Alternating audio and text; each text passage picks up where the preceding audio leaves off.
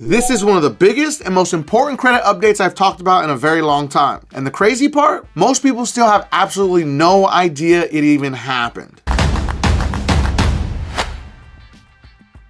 See, for years, people have been playing the credit game the same exact way. Run up the cards, pay them down right before applying, wait for your score to bounce back, apply for a mortgage, apply for business funding, apply for a car loan, and hope for the best. But what if I told you that strategy is starting to die? What if I told you lenders are now looking at things completely different? Because right now, there are three major shifts happening inside the credit world that are going to impact mortgages, business funding, personal loans, credit cards, auto loans, and pretty much every major lending decision. And if you don't adapt, you could have a good score and still get denied. So today I'm going to break down exactly what's changing and how it affects you and what you need to do right now to stay ahead of the banks. And make sure that you stay until the end, because the third change is one that could actually help millions of Americans instantly.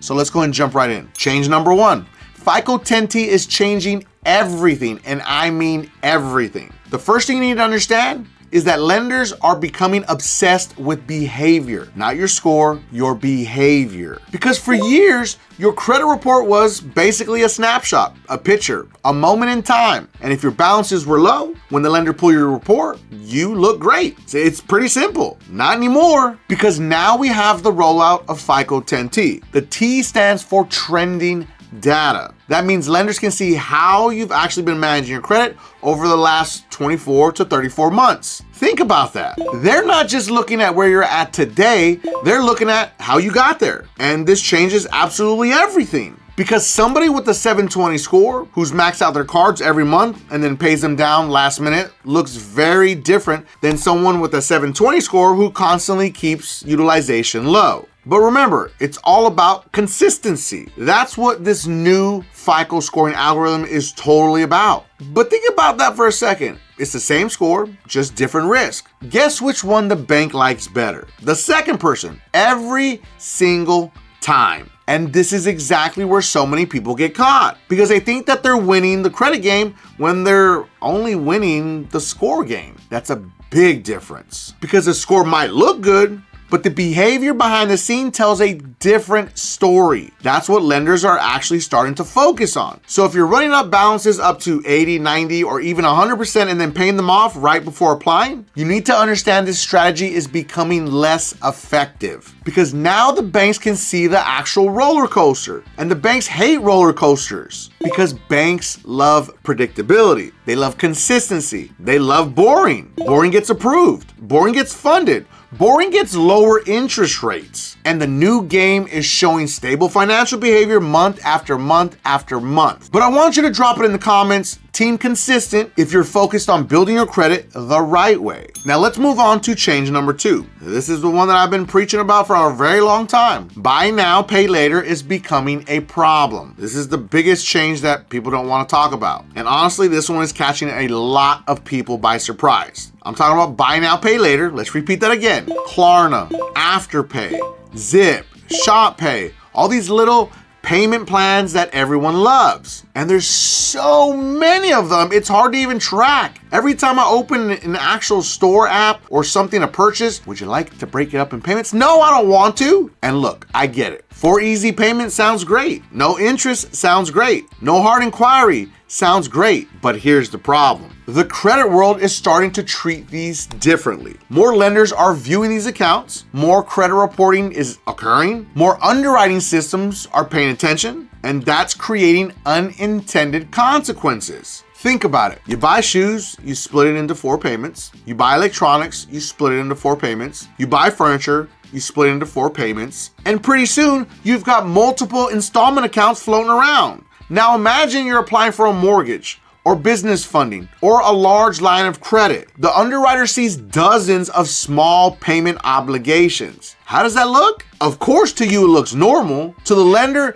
it can look like dependency, and perception matters a lot. And this is especially important if you're trying to build business credit or secure funding, because lenders want confidence. They want stability. They want someone who appears capable of managing their larger financial responsibilities, not someone who's financing every small purchase. Now listen, I'm not saying every buy now, pay later account is automatically bad. That's absolutely not true. What I'm saying is people are using them for more than they actually realize, and lenders are becoming more aware of them. So before you click that little pay in 4 button, ask yourself this: do I actually need this? Or am I creating more noise on my credit profile? Because every financial decision leaves a footprint, and lenders are looking at those footprints closer than ever before. I want to give a special shout out to all my beasters out there that are working hard to fix their credit using DisputeBeast, the most advanced AI credit repair software ever created that comes with the 110% money back guarantee. But specifically to Kenneth.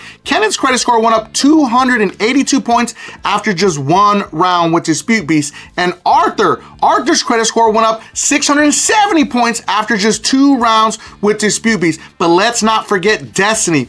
Destiny's credit score went up 264 points after just 1 round with DisputeBeast. DisputeBeast's link is going to be in the video description and pinned at the top of the comments for anyone that needs to fix their credit. Now moving on to change number 3, medical debt is losing its power. Now here's the good news, because not every change is bad. In fact, the next change could be life-changing for millions of Americans. Medical debt. For years, medical collections absolutely destroyed people's credit. You could do everything right, pay your mortgage, pay your car payment, pay your credit cards, and then have 1 emergency room visit, 1 surgery, 1 accident, 1 hospital pay, and suddenly your credit score gets crushed. Not because you're irresponsible, because life happened. And finally, regulators, lenders, and credit scoring models have started acknowledging that reality. Medical debt is being treated differently. Many medical collections have already lost a significant amount of scoring impact, and lenders are increasingly discounting medical debt under underwriting decisions. And this is absolutely huge. Because let's be honest, millions of people have been trapped by medical collections for years. I've talked to people with 700 plus payment histories that got held back by 1 single hospital bill. And that's just simply insane. But the good news is that wall is slowly coming down. Now, does this mean you should ignore medical bills? Absolutely not. I did not say that. But it does mean medical debt isn't carrying the same weight it used to. And for many people, that's going to create opportunities they never had before. Mortgage approvals, business funding, credit cards, personal loans. Things that seemed impossible suddenly become possible again. And honestly, it's about damn time. Because it just never made sense to me. Why is medical debt on a credit report? You didn't ask to get an extension of credit. You didn't ask for a loan. You didn't ask for any of that. So who came up with this idea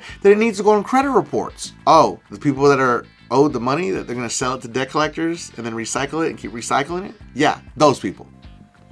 Last part's the most important. So the big question is, what should you do with all this information? Simple. Number 1, stop focusing only on your credit score. Start focusing on your habits. The score is the result. The habits are the cause. Number 2, keep utilization low consistently. Not just before applications, every month, every statement, every reporting cycle. Number 3, be careful with buy now, pay later. If you're using it constantly, take a step back and evaluate how it looks from a lender's perspective. Number 4, review your credit reports regularly. Make sure inaccurate information gets corrected. Make sure old information isn't hurting you, and make sure everything is reporting properly. And number 5, build credit with intention, not emotion, because too many people treat credit like a game. It's not. It's a financial tool. And when it's used correctly, it can unlock opportunities that cash alone cannot. Here's the bottom line. The people who adopt win. The people who keep using outdated strategies are going to get left behind.